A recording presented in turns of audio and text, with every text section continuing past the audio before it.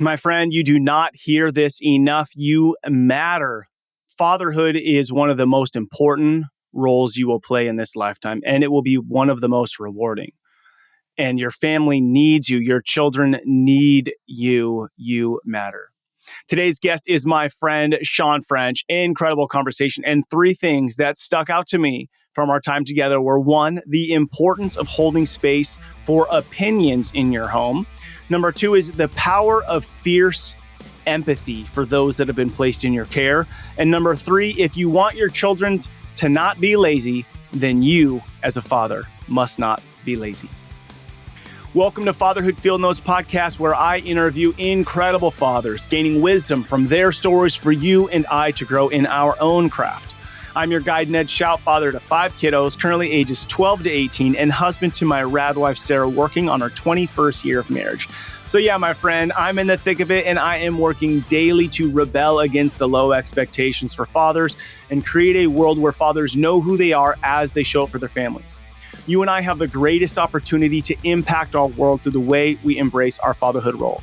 This episode is brought to you by the Adventure of Fatherhood, helping men discover their powerful fatherhood role and build their fatherhood skills. The role of the father is to serve, guide, steward, protect, and of course, find joy and have fun in the messiness of it all. Today's guest is my friend, Shawn French, an incredible man, husband, father, and the podcast host of the Determined Society podcast. Enjoy meeting my friend, Shawn. All right, my friends, here we go, talking fatherhood with Shawn French. Shawn, it's morning for me. I don't know if it's morning for you. How are you today? I'm doing great, man. Yeah, we're about noon 32 right now, buddy. Okay, good afternoon. I just sent my kids off to school, and you're counting down the minutes so maybe they get home. Yeah, sure am. All right, right out the gate, how old do you find yourself today? Man, I feel like I'm 25 right now, man. I feel great. But my real age, based on the time construct, is 46. Okay. Love it. Now, 46 years old, what makes you feel 25? What does that mean? Well, I've been really diving back into my health as far as the nutrition, true discipline, following something and making sure that I'm accountable to somebody in person, with DEXA scans, which give your body composition down to the decimal. I mean, heck, it even calculates your brain as fat. So it's pretty wild, but I really started getting intentional with that. And then also working out 6 days a week. So I don't have any crap or toxicity in my system. So my brain's feeling good. My body's feeling good. And that's why I feel so dang young right now, man. I love it, dude. How many years you been married? Oh, man, we've been together 10 years, 11 years. We've been married for 5. Love it, dude. And then how many kiddos do you have, and what are their ages? We have 3 children, 11-year-old boy, and then 2 daughters, 8 and 6. Ooh, I'm in it, man. dude. I'm You're in it, dog. Yeah, man. Those little girls, how those little girls change your world. So they're funny, man, because they open up my heart, my possibilities is so much. But they're also the 2 that can frustrate me the most, because what it is, right? It's not about them that frustrates me. It's about they show me my gaps, and then I get frustrated with my gaps, right? Patience that I'm working on, right? But truly, they've taught me so much about how critical my relationship with them is based on how they get their confidence, because it's proven that girls get their confidence from their father. And so they're showing me a lot, man. They will hold me accountable, Ned. They will tell me straight up, "Hey, I don't like that. That felt unkind." So so now you got 3 of them watching over you, making sure you're doing what you're supposed to do. Micromanaging, man. My wife, my 2 girls just micromanaging the heck out of me. We need it though, right? I mean, if we say we're going to do something, then we need it. And then where do you guys do life? What's that look like? We are in Southwest Florida. So right here in Hurricane Alley, man. So we're down in the Naples, the Southwest Florida area. So for reference, that's Fort Myers, Naples, that area. Okay. And then you guys do like live on like in city suburbs, like houses next to each other. Like what's the neighborhood like? Yeah, it's a good question, man. So we live in the suburbs. We live in a gated community. So HOA, someone telling us what we can and cannot do with our home all the time. But You sure seem to like that. I can't stand it. I cannot wait to get land, man. I cannot wait. Cannot wait to get a couple acres, throw some batting cages out there, maybe a spot for my girls to do their gymnastics and call it a day. But no, it's a beautiful neighborhood. I would say my neighbor's houses on each side are probably about 7 to 8 feet away from me. But it's safe. It's beautiful. Love it. Yeah, so funny you say that. So like we've lived in HOA communities, and then right now we live, like on a suburban street, and I'm signing paperwork today to go move to a different house it's just an acre, but it came about because like I wanted to put a mini ramp in, and my neighbors bitched about it, and so I'm like I can't live here anymore. I can't have people telling me how to live when I want to like have adventures with my kids. And so we had to make it happen. Well, congratulations, man. Yeah, I'm pumped. It'll be nice. A little further from the beach, but we won't have to run our AC as much. So whatever. There's some wins and the space. I love and hate this question, but you do some cool stuff, and so I want you to expand upon this. The reason I asked the question is because it doesn't matter what you do. Like you're going to have a 10-year-old daughter one day, a 16-year-old daughter. You're going to walk your daughter down the aisle. You're going to be talking to your son as he's making big life decisions, right? So whether you work at Lowe's, you work at Target, you run a Fortune 500 company, we all are going to have these fatherhood moments. So that's why I asked the question, what do you do to provide value out in the world and then to feed your family? So to feed my family, let me go through that one first. So I own a payroll company. And then I also am an independent distributor for an advanced wound care company. So I help doctors, help their patients with chronic wounds that won't heal, right? So medical industry and own a payroll company. That's how the family eats. Now, what I'm doing out there make an impact in the world. When I started my brand, the show, The Determined Society, I really the goal was to wake up in a society where everybody woke up and chased their dreams, no matter how they felt. And so with that, started as a Facebook page and slowly started to ramp up into the show that I started in my car with an iPhone to a show that, did over 1.3 million downloads last year. That is the impact. That's the global impact, right? So that's what we're working on right now to send the message of like, hey, whatever your challenges and adversities are, let's turn them into opportunities, right? Because we know that life's going to come at us and it's going to come at us hard. And every single time that we feel like we're having something, everything's going right, life is going to show us that no, you don't. Here's your humble pie. How are you going to respond? And what I've learned is over this last 4 years of the journey, I come across a lot of people, including myself, that are so apt to react instead of respond. So we're out there trying to give great information, right, to the listeners, to the people that are listening in the events that we hold. It's like, hey, listen, guys, determine your own destiny. You literally have an opportunity every single day to do something new. But what we find is, someone will say, and you know this, Ned, because you've seen it 1,000 times, 100,000 times probably. Somebody says they want something, and it's good for a day or two, and then when it gets hard, they come off of it because you know what, this is okay. And really, what they're saying is they're not truly committed to the process, right? They're not committed to doing the work, and so we're here to help people understand that it ain't going to be easy, but this work right here, from that starting point to that goal, the goal is not the win. Everything in between, the journey, that's what's going to make you. And that's what the goal is. So that's what we're doing out here. I love it. So some questions for you. So when you say make you, are you talking about like the person that you're becoming? Like, what do you mean by make you? Yeah. So it's a great question. And yes, absolutely. Like every single day we have an opportunity to work towards the best version of ourselves. For me, when we talked about it a little bit off air, why I'm going through this journey is not just to look better, walking around, or at the pool. On the fitness side. Yeah, on the fitness side, right? It's not for that. What it's really for is like, how can I become the best me possible, so I can lead my family, so I can be there for my kids, so I can, like you said, have adventures with them and not feel tired and not be grumpy, right? Not feel insecure, but be confident in where I stand and to help them have some dang fun in life and give them experience. So, that right there, who we are becoming because of the things that we're going through is ultimately going to be our measuring stick. And I think that's the gift. Mm-hmm, mm-hmm. I think that there's this false belief that, maybe since I'm doing a fatherhood podcast, that's like, it's like freaking unicorns and rainbows at my house, and my kids are, just kissing my feet and perfect angels, which is not the case. And then for you, it's like this determined society that Shawn French the last 4 years has his eyes have opened in the morning with like just perfect ambition for the day. Put your feet on the ground and you're running 100 miles an hour.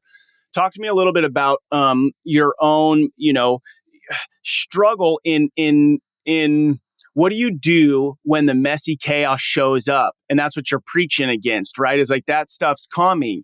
So sometimes I think it's God, the universe, giving you the opportunity to show you like, hey, you said this is what's true. So I'm actually going to give you a bunch of opportunity to live through it. That's how I feel right now as a dad. It's like, I'm going to give you a bunch of opportunity to like actually go earn the right to talk about this.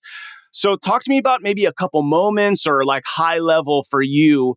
What does the last 4 years look like? And maybe relate it to fatherhood some sense. I think it's been messy, Ned. I think the last 4 years have been scary and messy. And it's been a combination of a whole bunch of things.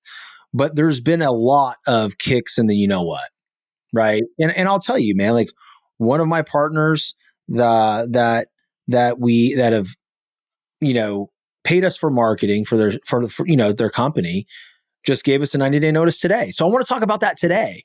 That puts us in a very difficult spot, right? Because production costs a certain amount of money, right? So when I see that, it's like the initial reaction, right? And I think the problem is that everybody expects people like me or you in fatherhood to have the response right away. No, we're going to react. We're going to react right away.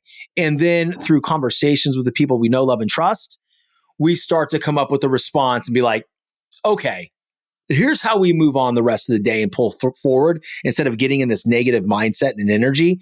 But initially, let me be honest with the audience and you. I was like, here we go again. When are people going to truly understand what they're partnering with right now? The movement of the determined society, the amount of shows that are coming underneath the umbrella, spreading the message of their own, and in order to build a network that's trying to really help the world. Like, what are we even talking about? And what are we going to do after April? Now I got to go replace it. And you start going through all these, I start to catastrophize things. Oh my God, what if I have to shut the show down? Oh my God, that's a panic moment, right? It's like I can feel my heart racing right now. But here's what I will say, because I think there's been a lot of those moments in the last 4 years in the brand building, the show, et cetera. And everybody talks about new level, new devil, right? So the problems always come. Just because you're doing better in revenue doesn't mean those problems aren't going to come. And they're all going to be relative. They're all going to feel so big. The point I'm trying to make, and the answer to your question is, how do I move in spite of that? Is I just look back at the mission and what I talk about. We talk about overcoming adversity through determination, resiliency, grit, and discipline. Well, thank you, God, for giving me this issue right now, because this is another piece of evidence that I get to work through, solve, overcome. So that way, when I'm sitting there in the crowd, right, after a conversation, like I'm going to Virginia Beach and doing an event next week, someone's going to come up to me and ask me a question, how to get over something. If I don't respond well to this, I have no place in giving them any conversation about it or any advice. So to me, like that's the thing, that's the journey, that's the growth. That's what I accept. Yeah. Yeah. And that's where true authenticity is, right? It's not like you wrote the book and are preaching from this, I've got it figured out. You're preaching from the I'm wrestling with this, but I'm regularly looking for, answers to the questions, tools, and then the reality that you can do this when it's difficult. Um, in the last 10 years of becoming a father, has there been a moment that has really helped you, like maybe it was a wrestle or a struggle, and you kind of used your own tools to step into who you wanted to be as a husband and father? In regards to what? Just like, Yeah, resiliency, like stepping into, because you look around, and so here's my belief. My belief is the world would look different. There'd be all these gnarly statistics about prison and kids dropping out of school and suicide and teen pregnancy and abortion and all this stuff would all be greatly reduced if fathers showed up in their homes. You don't got to do anything spectacular. Just show up, be there, love your family, die to yourself. And so, but you see a lot of men either become passive, right? They're just kind of passive because they don't want to, they don't want the chaos anymore. Or they just are not present, or they put their job as the priority, right? That's where they get their value. So have you seen any moments where it's like, because even today, like, I'll sometimes find myself leaning into my business because it's just like, it's quick accolades, people like me, whatever. Whereas like working at home, there's a little other tensions there that can show up. So, and you think about the last 10 years of growing your businesses and stepping into the podcast and inspiring people, has there been any moments where you've really had to lean on your beliefs around authentic resiliency and grit? got it. Yeah. Specifically, when my wife asked me the question, what are you doing all this for? There was a moment, excuse me, I think middle of 2022 or 2023, I can't remember which year because they all blend together at this point. I took a hiatus for like maybe 3 months, and I didn't record because I was focused on what can I get out of it. I need to monetize so I can get out of corporate America. I really need to make money, make money, make money, make money. And then my wife goes, what are you doing it for? I go, well, for the family. She goes, I want you to think about that a little bit. And immediately pissed me off because I know my heart. I know I'm truly doing it for the family. Just because I'm communicated it incorrectly right now doesn't mean that's not what I'm about. But she had such a valid point. She had a very valid point. So I had to look at it and be like, okay, I need to take some time away, and I need to come back to this when my intentions are set in a way that I'm doing this truly for my family. If it's something that my family wants, if they don't want it, maybe I don't come back and do it at all. Right. I had to wait on those cues. And the cues were my kids come in here. My daughter's like, Daddy, why aren't you doing shows anymore? You're great at it. You love it. I said, well, honey, I'm not ready yet. I'm not ready. And I think those moments, that pivotal moment right there, talk about resiliency, adversity, and grit. Like when your wife comes at you and asks you that question and challenges where you are mentally about what you're doing in relationship to the family, it really made me think. It's like, yes, I am, but I'm going at it wrong. So I chose to say that, okay, what's important to them? What's important to my kids? What's important to my wife? That I'm a top podcaster? Is that why they married me? Is that why my wife married me? Right? Or my kids love me because of the popularity of my show? Or do they love me because I'm their father? And does she love me because of all the things, the intricacies of my heart and how I pursued her and how I show her love? And so I decided at that point, it's like, I need to bring me to the party again. Like I need to bring me to the kids. I need to bring me to my wife, and I need to make sure that my children are enriched by the experiences that they have with me. And once that got back online in an alignment, there's been a lot of struggle in between.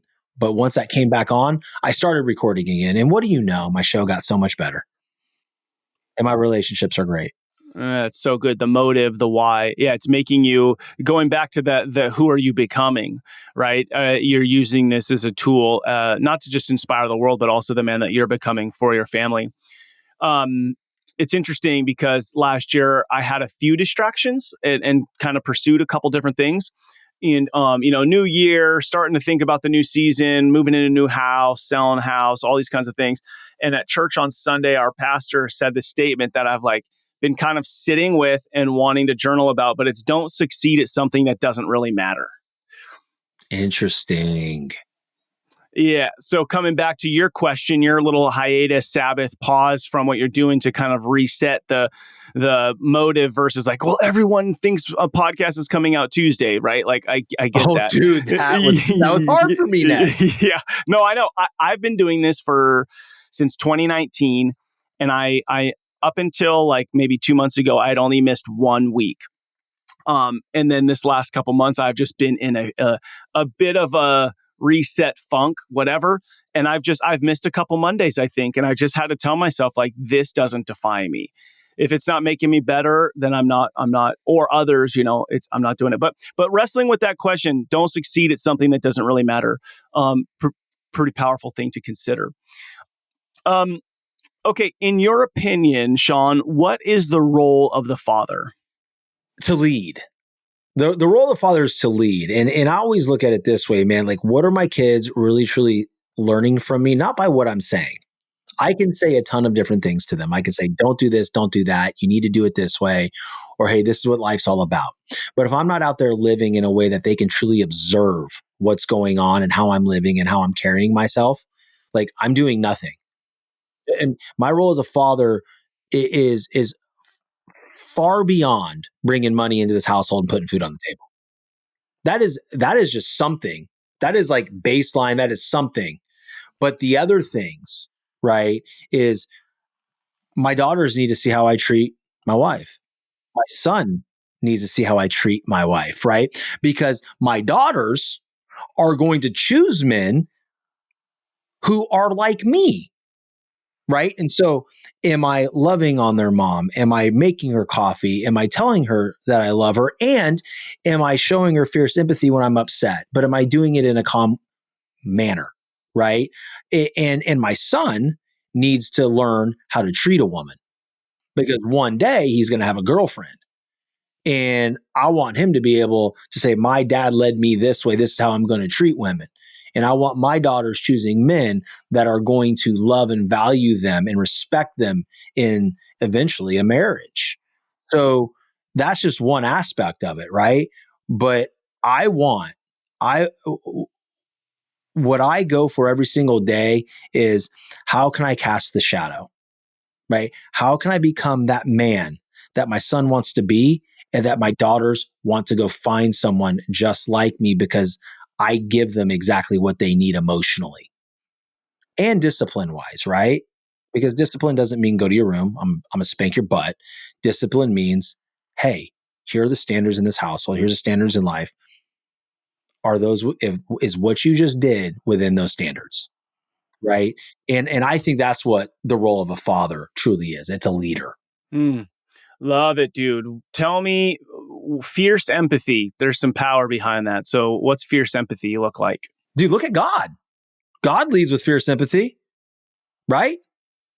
I mean, I'm a Christian, right? I don't want to assume, but maybe you are. Yeah.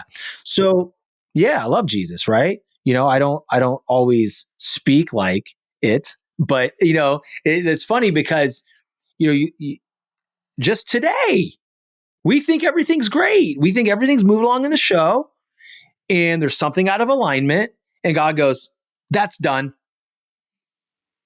That's done. That's fierce sympathy." Right? We're going to go through lessons in life. We're going to go through these pits and these maybe seasonal depressions and everything like that. But maybe it is God saying, like, hey, dude, you ain't living. It ain't in alignment right here. I'm going to take this from you. I'm going to see how you react. And then I want you to go forward, seek me. Maybe he wants me to seek him more. That's fierce sympathy, in my opinion. Yeah, and I mean that's the move of a good dad, right? It's like I'm going to go take the knife out of my kid's hand if he's not ready to be holding that knife, right? Something in the show notes that just really stuck out to me. I send out my questionnaire to kind of give you some ideas.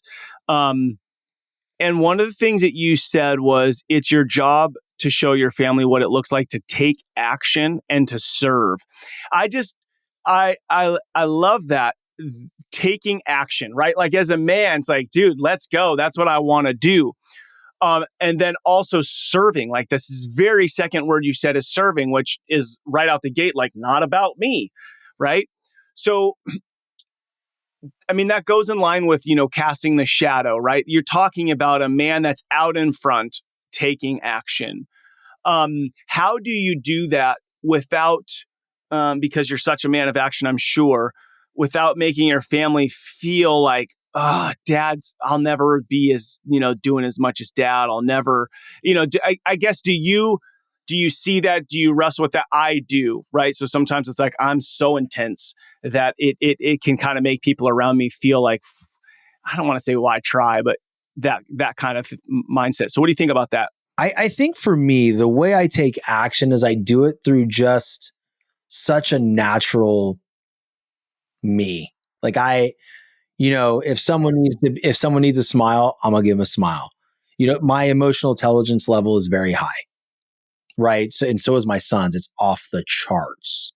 So he can immediately see that when my wife's upset, he'll go up to her and lay by her because he knows he doesn't have to say a word, but he knows the moment he lays down right next to her, she's calm.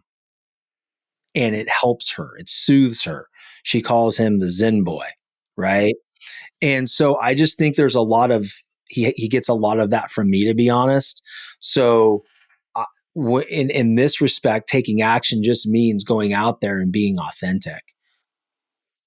Just be myself, and if someone needs help, hey, how are you? Do you need anything? They see it on the little league field. I help out kids I don't even coach. I help out coaches that aren't even on my staff. Like those little things, that's serving because it's making someone's day and it's making them better. Mm. So in taking action, the motive behind the taking action is, am I making people around me better? Which really is kind of the premise of your podcast, right? It's inspiring people to be the best versions of themselves, right? Which requires you to level up, but the reason you're leveling up isn't to be better than, it's to inspire, right? Authentically. Yeah. I mean, absolutely. It's to inspire, but also be the best me. I always say, like, I don't want to get to heaven's gates and God walk up with a dude that I don't recognize. That's supposed to be me. Right. So, the taking action aspect is I look at life like this, Ned. It's 3 words: look, see, move.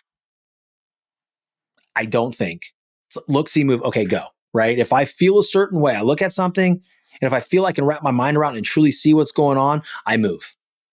Right. And a lot of people just call it messy action. But you don't have to have the answer or the skill set or even the strategy right away.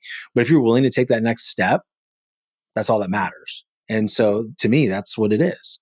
I think it's okay. The reason why I asked the question is especially for young fathers, because I think there's a moment where you're going to be a dad and you're like, oh my gosh, I'm all in. I've been waiting for this. And there's moments where you don't feel that way. And then there's moments this baby comes out and you're like, oh my God, I don't know what to do.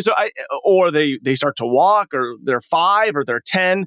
So for you, when did you go, this matters to me big time and I want to make the most of it?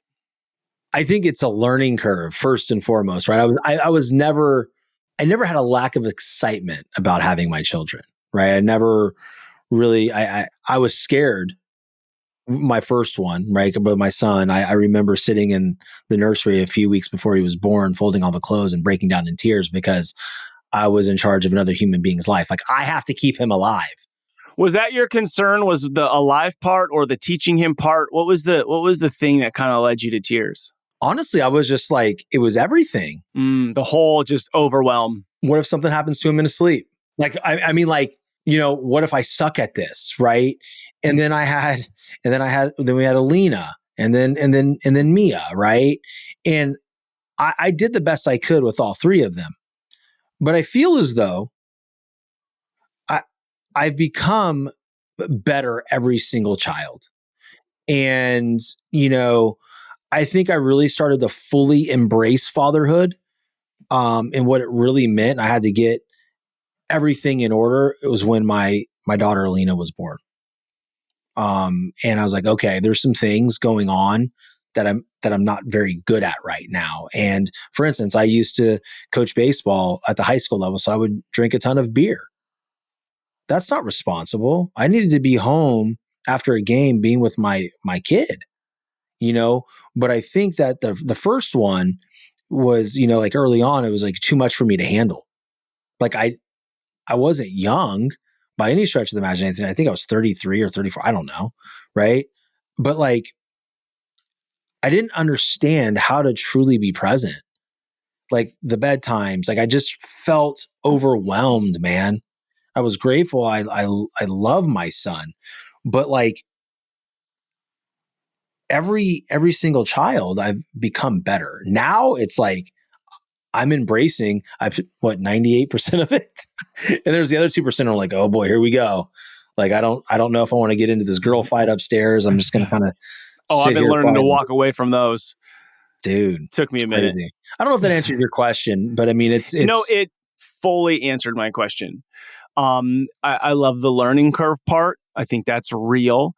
I love the transition of, baseball was a huge part of your identity, right? So like going and coaching and having these kids worship what you help them do, right? Their passions, and then getting to celebrate with other coaches and stuff. Like, it makes sense. And then there's this wrestle of like, there's these little humans at home who need me in a different way, right? It kind of goes back to that statement: am I becoming successful at something that doesn't matter? And it's not to say you can't do both, right? Like you and I know, there's enough time in the day to do both. But at the end of the day, what is the thing that's getting our deepest heart, soul, creativity, energy? Now, with this in mind, I'm going to ask you a couple questions. You can answer them however you want, or not at all. But your own dad. So, what's something that your own dad did that you are so grateful for and appreciate? And then what's something that you wish he would have done differently? so I don't know my biological father. Um, my mom and him divorced when I was 2. She married somebody else. It was a quick divorce. And then met my dad. And they got married when I was 9, 87, 9. And they're no longer married. That's my dad. That's my dad, you know.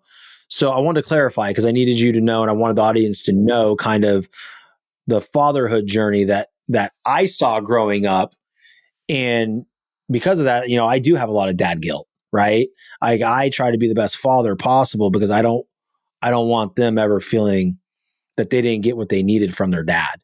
But so the thing that I really appreciate about my dad, and he and I have had some stress times, and we just started speaking again after about 4 years of not speaking to each other. And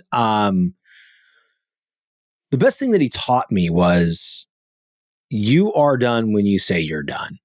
And what he meant by that is through baseball and through everything that you do in life, you're the only one that truly knows when it's time to call it quits or move on. Don't let anybody tell you you can't do something. And he showed me truly how to pull out what was already inside me. Like I was already this driven and determined individual. But as a child and a young high school kid, I was lazy. I was so lazy, but I watched him work. I watched him provide for the family. Now, I'm not saying it was always legit stuff, okay? But he worked and he worked and he grinded. And he showed me how to bring that out in me. And I will forever be grateful for him for that. That's so good. So important for us as fathers to know how to see that in especially our teen boys, middle school boys, and help pull them into what's possible, right? To help them see what they might not see. If you were encouraging a dad who has a middle school or high school boy right now, thinking back to you saying that you were lazy and like he helped, you see what was inside of you, how would you encourage a dad to do that for their own sons? Not to be lazy themselves. I mean, come on, like let's be honest. Like I set goals constantly. My kids always see me writing. What are you doing? This is what I want to accomplish in the next, 3 months. And here's an example. I get a text from my wife and it's a picture of a post-it note that my son wrote at school. He wrote down his goals, 3 goals: straight A's, which by the way, last semester he got all A's and 1 B. He's in 5th grade, and in the charter, not charter, but the what is it called? A private, or I don't know what kind of school it's called, but it's a prep school. That's considered middle school. So we got all A's and one B. And he's so ticked off at the 83%. I like that. I like that about him. I'm extremely expressive of the fact that your grades were incredible. I'm so proud of you. Right. Then his next one was to exceed 10 hits in baseball this season. Last year, he struggled because he was young, and I took him from minors and I put him up to majors just so he can get his butt kicked for a year. So this year he could be, have a great experience and be one of the best on the field. And then the other one was funny one. Stop cracking my back. Okay, Hey, I didn't even know he cracked his back, but yeah. That's cool because it shows insight into his own world of like he's paying attention to his actions. yeah, and he's seeing that through me. So if you're a father out there and you want your child to take more action, you want your child to be more driven, look in the mirror. Do the toothbrush test. So the toothbrush test is this. Look at yourself in the mirror at night when you're brushing your teeth before bed. Hopefully you brush your teeth before bed. If you don't, do it in the morning.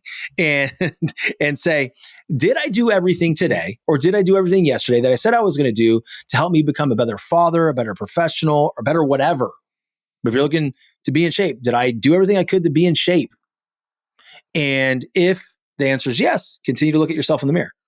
And if not, watch a spit go down the drain with your goals and your dreams. So to me, I know it's extreme and people like gasp when I say it sometimes, but like if you're really looking for your child to be a certain way, then model it or it will never happen. Mm-hmm. Mm-hmm. So good. Shawn, if I can, I want to ask just, go into whatever depth you want. When you and your dad reconnected just recently after 4 years, what did that look like? And here's the reason why I'm asking. At 45 years old, right, or whatever age, men still desire to have that connection to their father. Their father still has an influence in their life like no other man does. And I think that there's a lot of men probably listening to this right now who are disconnected from their father or who don't have a relationship. And I could kind of argue either way, is it your responsibility? I mean, ultimately it's his responsibility. But does that change if you are a man of growth, right? Which maybe if our dads who are 60 and 70, like they didn't really live in this kind of world that we're in, the way that we spend time with our kids, our parents didn't really do that to the same level. So the reason I'm asking is so that hopefully if there are some men on here that you could give them some inspiration on how to reconnect with their fathers if that's a desire. Yeah, absolutely. So typically when you estrange from your dad, it's because you're pissed about something, right? And I'm talking about as a man, right? Maybe you feel that he talked down to you, or maybe you feel that he lied to you, or maybe you feel that he made you feel less than, because that's what was going on with me. I was taking things like I played baseball and I would have a game and I would go 2 for 4 with a single and a home run, strike out and a pop out. I would throw a couple of runners out from, I was a catcher, but I'd get in the car happy. Like, yeah, look at me. Like, Dad, that was great. See that home run? He's like, what happened to the pop up? What were you swinging at? Like the first pitch was right down the middle and you took it. What are you doing? Like, and then you strike out on a curveball in the dirt. Are you even paying attention? And why in the third inning, why did that ball go between your legs behind the plate? Like a runner scored. I'm like, I'm not good enough. When what he was really trying to tell me was, hey, like Ed Milet says, be blissfully dissatisfied. Like truly understand where you can improve. He didn't relay it well at all. It was terrible, the delivery. But that's not his gift. He can't articulate it. He can't. He did the best he could. So I took all those stories with me and I wanted to paint that picture because there's fathers right now listening. Well, my dad's a real a-hole because of XYZ. Well, I want you to think of this. Is that all your dad is? Or did he enrich your life in some way or many ways that are making you the man you are today, whether it's you're successful in business or you're a great dad yourself? I want you to really go inward and say, what did my dad do for me? What did he truly do for my life? How did he impact me positively? And so I did that. because I was craving that connection with my dad again. I missed him. I was pissed at him, but deep down, I loved him because you cannot be pissed for that long if you don't love somebody. You can't. You just stop caring. You're like, I don't care. Like, whatever, dude, you're done. Right? I'm never talking to this person again. I don't give a crap. But with him, so I sent him a message. Send him a text message, random text message. I'm sure he's like, what the hell is this? So out of nowhere, it's been 4 years and you're like, you just, the water was boiling. So you just said, this is happening. Yeah. It's just like, this is something that I had planned to do for a couple months. I was like, I have to do this right now. So I wrote him a message and I said, hey dad, I've given you a credit, so much credit for all the bad shit. And all the things that you said, I've been very public about it on my show. I've badmouthed you. I've said so many terrible things. For that, I apologize. That was immature of me. You only did the best you could with what you had. And I will tell you, I would not be where I am today if I did not have you in my life. You created so many positive things in my life. And this is not verbatim, but this is the idea. And I want to tell you all the amazing things that you did for me. And I wrote a list of all the positive things. And I took about an hour to write the text message. There was a lot of deleting, there was a lot of addition, but it was all me taking accountability for myself and all the great things that he did. And I said, I love you. That's it. And his response was cold. But hold on. It was in the realm of, hey, I got to respect where you and your sister want things, blah, blah, blah, blah, blah. Love the guy that just did whatever, the best he could. And I'm like, and so it was a narcissistic response. I showed it to my wife to confirm, like, how do you read this? Am I crazy? Because this hurt. And this is why I haven't reached out, because I was afraid of this response. And she goes, you're not wrong. That response is BS. She goes, what are you going to do? I go, I'm going to leave it. Because I knew that there could not be any chinks in the chain on my end. His response was none of my business. So it was very hard, Ned. So I waited. It was done. Then on September 28th of 24, he texts me, happy birthday, son. I said, thank you, Dad. Today isn't my birthday. My birthday is in exactly 1 month on October 28th. He goes, yep, October 28th, 1979. I said, nope, pretty close, 1978, but thank you. And he goes, I'm really sorry. I just wanted to wish you a happy birthday. I'm in the hospital. I have an infection in my foot. I'm not thinking clearly. I really thought today was your birthday. I was like, hey, man, no problem. What's wrong? What's going on with your foot? He's like, well, this is going on. I have an infection. I might have to have an amputation, blah, blah, blah. He never did have to have it amputated. But that was the beginning again. Like, and then the next conversation we had, the next two conversations were a total of 2 hours, maybe 2 hours and 15 minutes of like really hashing it out, but not hashing it out, right? Like not finger pointing, not you did this. Is like, hey, I felt like this. And he brought some things up that really hurt him that I had no idea. I had really hurt him when I was 30 because I went to find my biological father because I was so insecure and always thought people were going to leave me because he left. So I had to get to the bottom of it. I didn't want him to be my dad. I already had my dad. But he took it like, why would you go and look for him when I've given my whole life to you? And when I look at that, I'm like, I am so sorry. That's not what I intended. This was my intention. I could see how that hurt you. And I can see how our relationship has been hurt since then. I played a part in it. And I had no idea. Now, shame on him for not saying something. But that's what it looked like. That was the reconnection. And then we had a conversation. We talked yesterday and, it was great. Man, I think that a lot of men are probably feeling a lot of different things just based on their own story, right? Because it just points to the fact that that like life is messy. There is no such thing as like perfection of this like storybook that we hope for. But this is all part of the becoming, right? Is putting yourself out there, being vulnerable, being authentic, willing to apologize, forgive. And I mean, ultimately, right, this is what love is, right? And we've been reading this as a family, 1 Corinthians 13, but all the descriptions of love come with a lot of messy life. Patience, grace, forgiveness, like all these things, they don't come from like, just scratch your leg from getting accidentally pushed on the playground. It comes from, going to find your biological dad at 30 because you're wrestling with some things. And then this makes this guy feel some things. And it's like, then time goes on, right? And they fester and they become even realer than they are. This is our opportunity, right? This is our opportunity. And I feel like as fathers,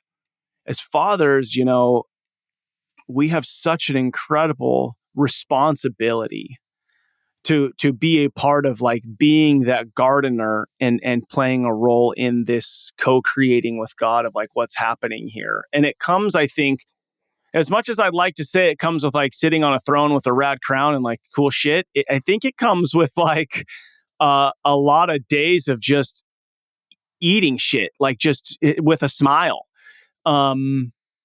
I've had like a whole pound of shit today, man.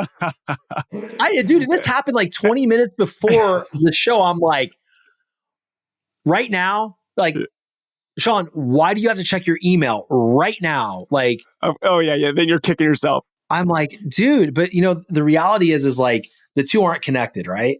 So why would I bring something into this that's going to affect this or shut this down? Like, hey, man, something came up, can't do it, putting out a fire. I'm so sorry, Ned. I know it only took us like 7 years to get this on the schedule because of the time difference. Let me bail on you right now and really piss you off. But it's like, I just said, hey, I got to have faith. This is going to be okay. I'm going to have a great conversation with Ned. And it came up. I had the opportunity to talk about it and feel better about it, right? It's just the way it is. Bro, I've got chills from this statement. And here's why. If you and I and every father listening who is out working to provide and love and serve their family could have this be one of the affirmations mantra in their head, that to pause and ask ourselves, are these two things connected? So like we're tying it to like some business thing that's going to not be a big deal. You'll figure it out. And then this podcast, which is like, it wasn't a critical thing to do. But what if we could take that into when our kid screws up or we're upset with our wife and we're like intensifying it because of something at work or because of something at whatever that we're dealing with? If we could pause and say, are these things connected? And if not, then can I put this in its own bucket and deal with it the way with fierce empathy versus just fierceness because I'm at level 10? Man, I would like to show up that way. Dude, I mean, and it's crazy because I'm in here setting up my lights, right, and everything, and I'm like, bro, and I'm telling this to myself, dude, you better freaking check yourself, dude, because when those kids and that wife of yours come through the door after school, after she's been teaching Spanish to ninth graders all day, you let this shit affect them, you're an asshole. And we justify it all day of why I can be this way. Yes, absolutely. Well, this is our business. This is what I'm doing to provide. It's, they're coming, it's coming after me. Like, I can't do it like this. This is my gift and I'm getting shit on. No, they're not connected, man. They're not connected. My goal today is for her not to know until the kids go to bed. I don't want her to know until the kids go to bed because I want to display the best me possible when they walk through the door. Hell, I might have to go for a second run before they get home to flush it. I'll do whatever I gotta do. But I want her to think like, holy shit, that happened. That big thing happened. And you shut up for a family today? That's what I want, man. Yeah. Okay. So I'm going to talk through this for a second. So I had a guy on my podcast a couple years ago. Think he was a Mormon guy, 5 kids, business owner, pretty intense. And one of the things he was leaning into is like we put too much weight on our wives. Like it was maybe a little much in the sense of like your wife doesn't need to know this, and this.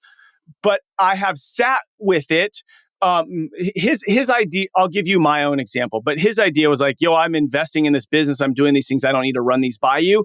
Now I'm taking it a little bit more intense than he made it, but I will tell you that it did inspire me to think, are there moments I'm dumping something on my wife? For example, if you texted your wife right after that happened, you're not going to believe this, as you know, she's going into class, right? We do need to have some level. So I'm going to give you an example.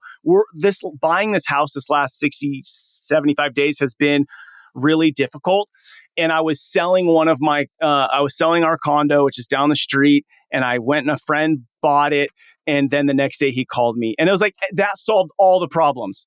The next day he called me, I can't do it actually. And my wife and daughter were getting on a plane to Tennessee for like a really fun trip for the two of them. And I sat there and my go-to would be to tell her, but not because she needed to know as much as I needed to get it off my chest. Okay. So I told myself, I'm having this conversation with God. I'm like, all right, God, this is between you and me for now. You and me are going to solve this week. I'm not hiding it to hide it. I'm protecting until it's right. And I told her about a week later. And in that instance, it felt very right because then when I came back, it was like, she asked me. Here's the thing is I told myself if she asked me, I wouldn't lie. Right. And so about a week later, she's like, hey, how's it going with XYZ? I was like, well, actually, it fell through. It fell through. And I'll tell you, part of me wanted to say it fell through last Friday before you got in the plane and I didn't tell you. Right. I didn't say that. I just said it fell through because that would still be me making it about me. You know what I mean?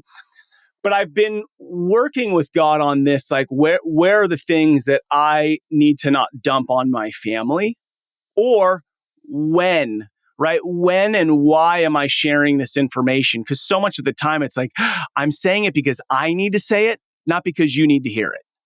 So good, dude. I've never even thought of it like that, man. And again, I think it's a form of what I'm trying today, right? Like really efforting, like, I don't want this being known. It's not the time, right? It's not the time. Yes. There you go. But truly, yes. Like, not dumping something on our wives, like that is big because and fathers listening, while we think everything that we have going on is uber important because we're the man of the house, our wives have lives too, and they deserve to be honored. And we need to do that by giving them their own space and respecting when they're doing what they're doing. Now, typically, I would have texted her right away. Unreal, freaking on. They're out. 90 days. We're screwed. How am I making her day better? And secondly, I'm making myself look like a little whiny baby to my wife. Not a good look, man. So good. It's so good to consider and think about, right? Because we want to be these men that are valued, respected, needed, desired and stuff. But sometimes we default to these like 10-year-olds who like just need a mom. And it's like, that's why I think it's so important. I've really noticed this last year, I've been spending more time with God, not just like, reading my scripture and kind of doing the things I'm supposed to, which those are good, but just sitting with him. Like, so about 6 months ago, I was launching a new business and I was going to go find the best coach and, pay thousands of dollars a month to sit with a coach. And I had this thought, like, I have the ability to sit with the creator of the universe whenever I want. So I'm not saying a coach or consultant mentors aren't necessary or needed at times, but if I was paying somebody $2,500 a month, you better believe I'm going to go show up for my hour every 2 weeks, right? I'm showing up for that. And so I've just made it a point to go do that with God, and have found the chaos is still here, but a new level of show up in alignment, word you've used a couple times. Shawn, man, thank you so much for being here. The podcast is Fatherhood Field Notes. You've been doing it, just opening up your life to us. The mantra behind it is rebel and create. This idea that as men, we are warriors. We want to fight. We love war. We want to rebel, but not for the sake of tearing something down and being destructive, but to create something beautiful in its place. So when you hear this, what's something that, Shawn French is rebelling against, and what does he hope to create in its place? That's a tough question. I wrote something down on the form and I completely forgot what I wrote. But I would have to say, knee jerk thought right now is not that what I wrote is disingenuous. I have a lot that goes on in my mind about what I'm rebelling against in some form. I think what I'm rebelling against is that instant gratification that children feel that they need right then. And, you know, how can I lead my children to delay that just a bit? For instance, I look around and I have friends that their children that are in first grade have iPhones. Okay, they're on TikTok watching TikTok.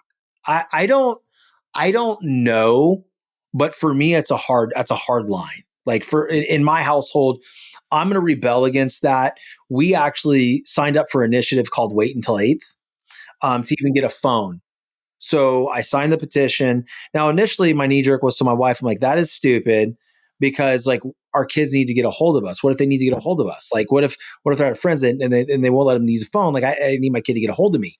Well, there are those instances, but at the same time, our kids don't stay the night at anyone's house that I'm not super cool with, or my wife's not super cool with. Like, hey, let me talk to my kid. But I think rebelling against societal norms right now, right, is to numb, right, is to, all right, I'm not going to parent. Here's an iPad. You go to a restaurant and you sit down and you look to the table to the right of you or to the left of you, and there's a family there, beautiful family.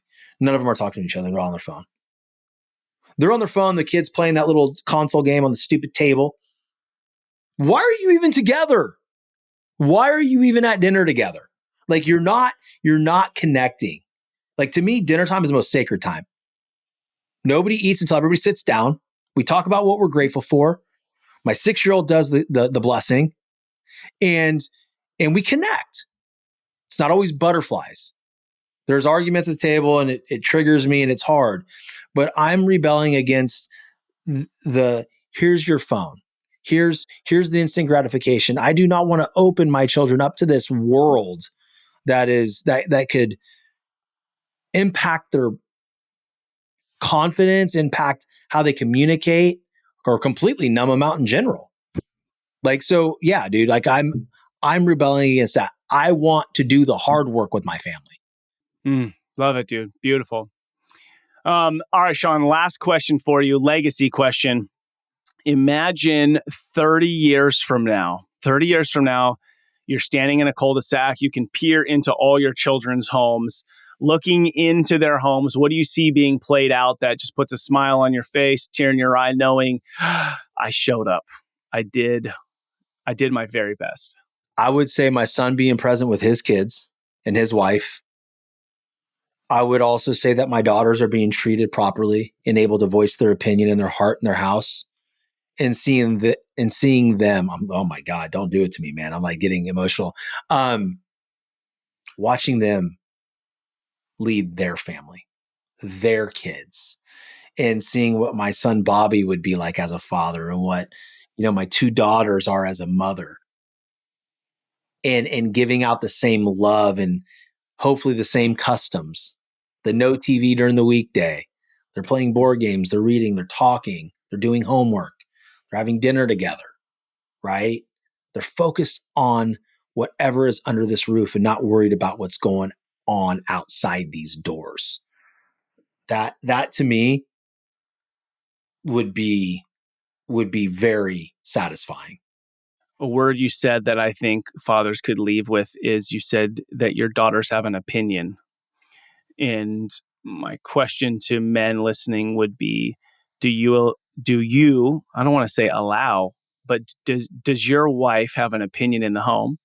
And then if and when she does give her opinion, when she leaves the room, what's your reaction? What are your kids seeing you say or do that then is telling them how they can show up in life?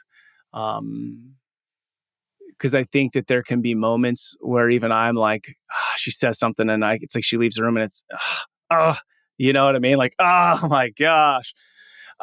Which whatever. Like I think our kids can see the reality, but paying attention to not hiding things from our kids in a sense, but am I showing something that is teaching them how valuable they are?